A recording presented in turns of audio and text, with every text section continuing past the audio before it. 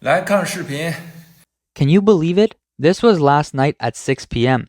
I took a picture of Haidilao, including our table. There were 3 tables in total. The number of waitstaff was even more than the customers, with 3 or 4 waiters surrounding our pot. Although it wasn't yet the peak dining time at 7 p.m., this is Wanda Plaza, and it's Haidilao. Is this still the same Haidilao I remember? The one where you had to wait in line for an hour or more? I haven't been here for a long time, and this time I came because it's a family member's birthday. But honestly, I was shocked when I arrived. Haidilao hotpot seems to have turned into a Haidilao coldpot. Wait, have you all really become so tight with your wallets? Is this still about downgraded consumption? This is a consumption collapse. Just earlier, I saw a news clip saying our third quarter GDP grew by 4.8%. Where did that growth come from? Where's the growth? Can anyone tell me? 海底捞不行了，一口气关了300家店。Haidilao is no longer doing well, having closed 300 stores in one go. Does this indicate they're heading for a collapse?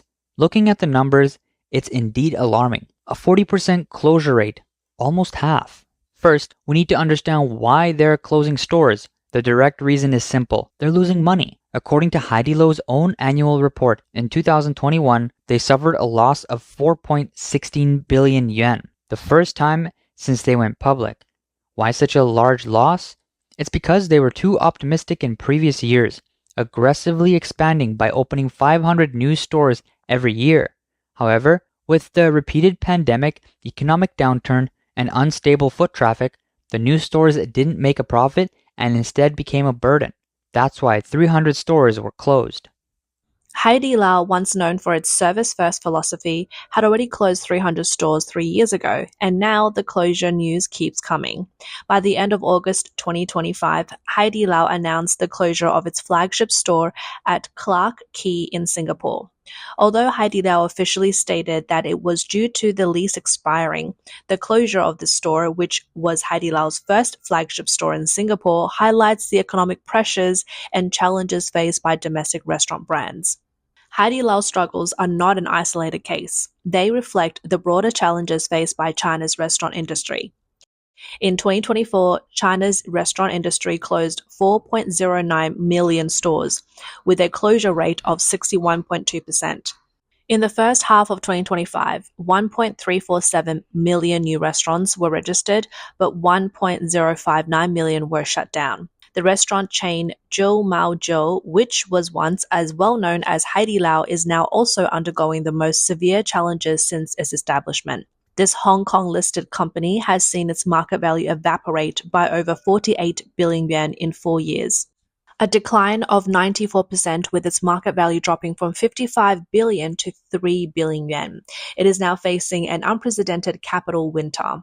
Zhou Mao Zhou's popular brand, Tai sauerkraut fish, was experienced an unprecedented wave of closures.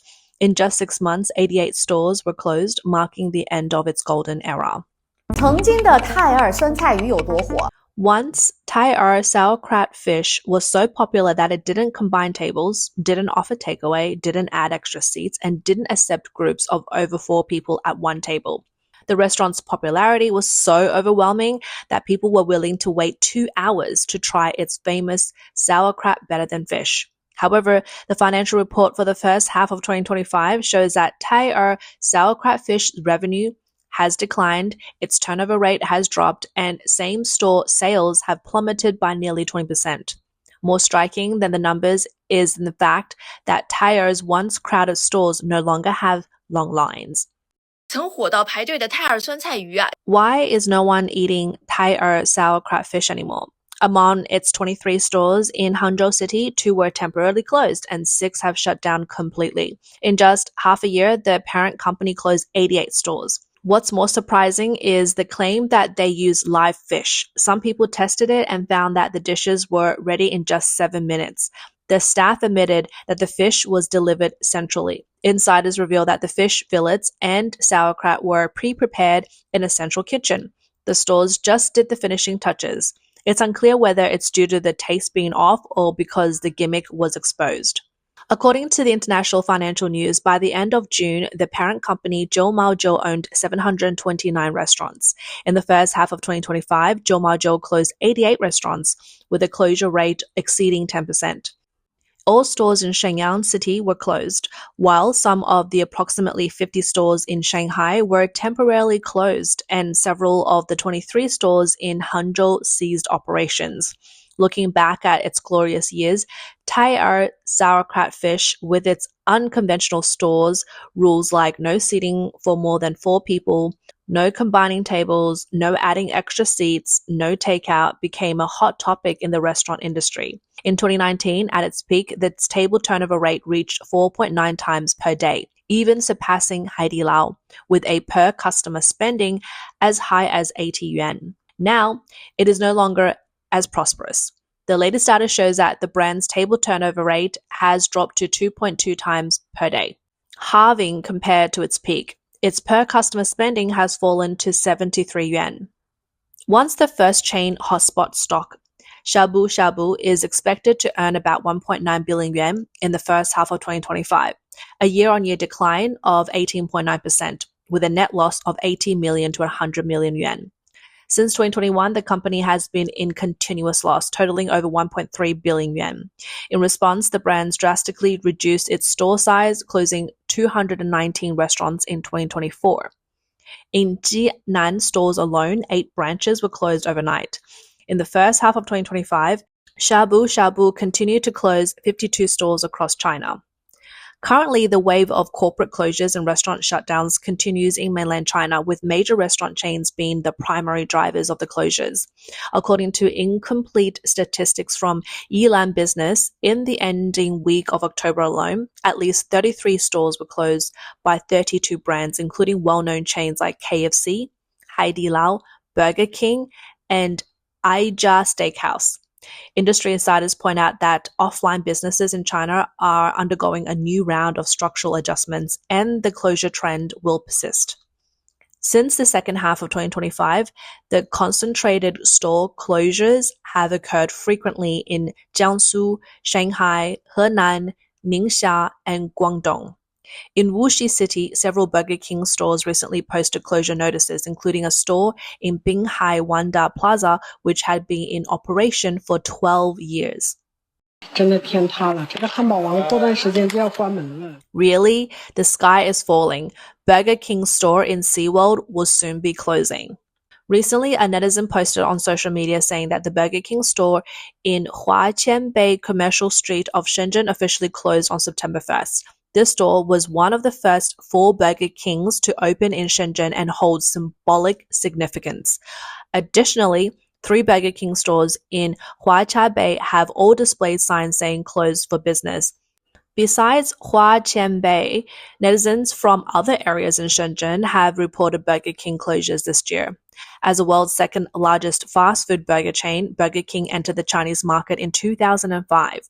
By the end of June 2025, the number of Burger King stores in China had decreased from 1,474 in late 2024 to 1,367, a net reduction of 107 stores in just 6 months. In the second quarter alone, 100 stores were closed. Additionally, the nearly 29-year-old KFC stores in Xinjiekou residential district of Nanjing City recently closed, becoming another representative case of the current wave of restaurant closures in the industry.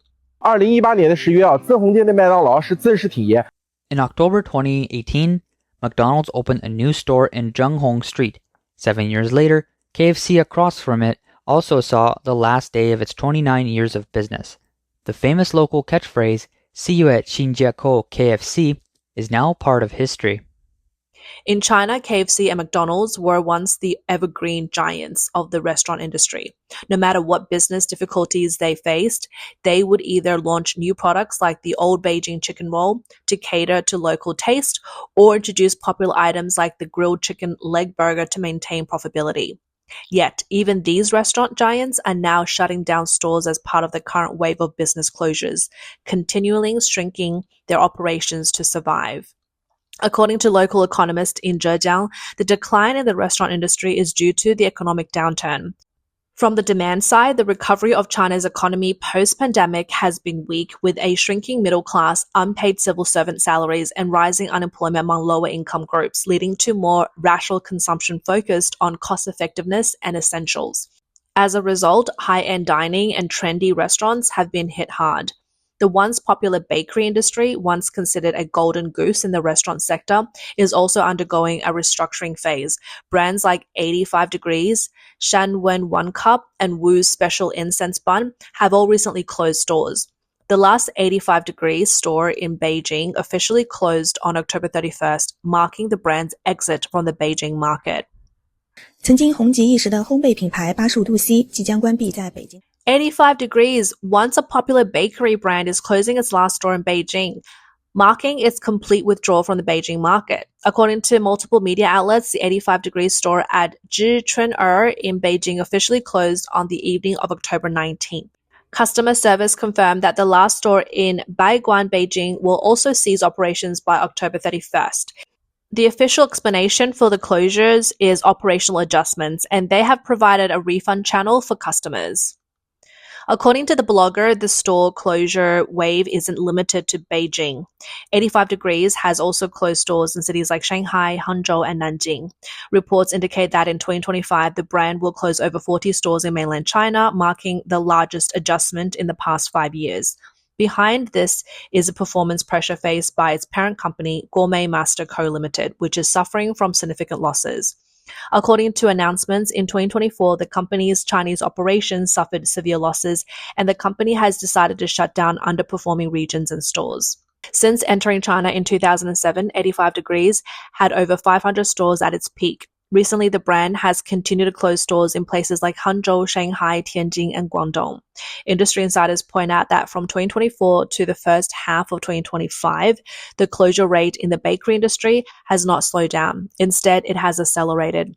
The industry has entered a contraction era, and the market is undergoing a phase of supply-demand rebalancing. No innovation, price wars, poor quality, and high losses have become the common features of the industry. Under the ongoing wave of domestic business closures, coffee brands and stores are also struggling. Starbucks and Dive Coffee Shop are also among the brands facing difficulties. After closing nearly 20 iconic stores in China, the first Starbucks in Taiyuan, the capital city of Shanxi province, permanently closed on November 1st. This store had been in operation for 12 years since its opening in 2013. Recently, netizens from Taiyuan have posted on social media about the upcoming permanent closure of Starbucks at Liuxiang Maoye department store. The store, which was the first Starbucks in Taiyuan, officially opened on March 7th, 2013, and has been in operations for 12 years. After the closure notice was posted, local residents expressed their emotions, with many sharing screenshots from their social media post reflecting on their first Starbucks experience at this very store. 你们见过咖啡馆倒闭后的现状吗？ Have you seen the current situation after coffee shops close? Here, one coffee machine equals one coffee shop. The speed at which coffee shops are closing is astonishing. On average, they last just 3 to 6 months. If they last a year, it's considered doing well. Most coffee shops, after opening, realize they have no business in the first month. They try to push through the second month. By the third month, if things don't improve, they simply close. As the economic downturn continues in China, the wave of restaurant closures has spread beyond the mainland and is now heavily impacting long-established restaurant brands in Hong Kong. According to overseas media reports, due to factors like economic recession and Hong Kong residents traveling to the mainland for consumption, over 200 restaurants in Hong Kong have closed this year. This includes many decade-old iconic restaurants. According to an incomplete statistics from the Hong Kong Economic Journal, from the beginning of 2025 to the end of June, over 290 stores in Hong Kong across retail, dining, fitness, and entertainment sectors have either closed or are about to close. Among them, restaurants make up the largest share, with nearly 200 closures accounting for almost 70% of the total. The 35-year-old iconic restaurant, Metropole Restaurant, posted a notice announcing its closure in September, and the superstar Chinese cuisine, which has been in operation for 36 years, announced the closure of its Mongkok Moko branch. Additionally, the Twin Moons Federal Palace restaurant, with a 30-year history, also suddenly announced its closure in early July. In addition to an aforementioned restaurant, several other chain brands and old stores in Hong Kong have also announced their closure, including the King Parrot Group, founded in 1992. The Ocean Empire food shop chain with 33 years of history, and the 44-year-old chain Daniel's Restaurant. Even the 40-year-old famous restaurant Kam San Seafood Restaurant now only has a single location in Jordan. According to S&P Global Report, Hong Kong's Purchasing Manager Index PMI for June was 47.8, down 1.2% points from May, marking the fifth consecutive month in the contraction zone. This is the largest decline since April 2022, and the situation is expected to worsen in the second half of 2025. Hong Kong media analysts point out that factors such as Hong Kong citizens' consumption while traveling abroad, high operational cost, rising food costs, and the pressure from Meituan Hong Kong, which uses rider subsidies to squeeze out local profits, have all contributed to the current downturn. Additionally, platforms like Pinduoduo and Taobao offering low-price goods have further drained local consumption spending. While there are now more restaurants in Hong Kong than before the pandemic, with over 1,000 new restaurants, the outflow of consumer spending, downgraded consumption from tourists, and decreased demand point to a pessimistic outcome, possibly another 2,000 restaurant closures in the near future. Meanwhile, in mainland China, closures are not limited to the restaurants, bakeries, and coffee industries. Supermarkets, malls, fitness centers, education institutions, fashion stores, and bookstores are also continuing to close. As we approach 2026, with the collapse of the real estate bubble, shrinking middle-class assets, high unemployment rates, frequent salary arrears among civil servants, and layoffs in businesses, there is a continuous decline in social income expectations. People no longer have confidence in future consumption. The once booming dining industry, which was driven by social and business need, is rapidly shrinking, with chain brands and high-end restaurants being hit the hardest. Furthermore, the Chinese Communist Party's alcohol ban has severely suppressed demand for business dinners and other high-end dining. While e-commerce and takeout services may appear busy on the surface, the disorderly competition between online platforms is further squeezing profits from the real businesses behind them, leading to a simultaneous bleed from both offline and online sectors. The restaurant industry has not only lost customers but also lost the confidence to survive. This wave of closures across industries is not just a market cycle. It reflects a structural collapse caused by the long-term damage of the CCP's authoritarian political system to China's economy, intertwined with the public's hopelessness about the future. Residents are unwilling to consume, businesses are hesitant to invest, and the government's constant policy changes have left society in a state of stagnation. The restaurant closure wave reflects the overall weakness of the real economy and could very well mark the beginning of a prolonged economic winter in China.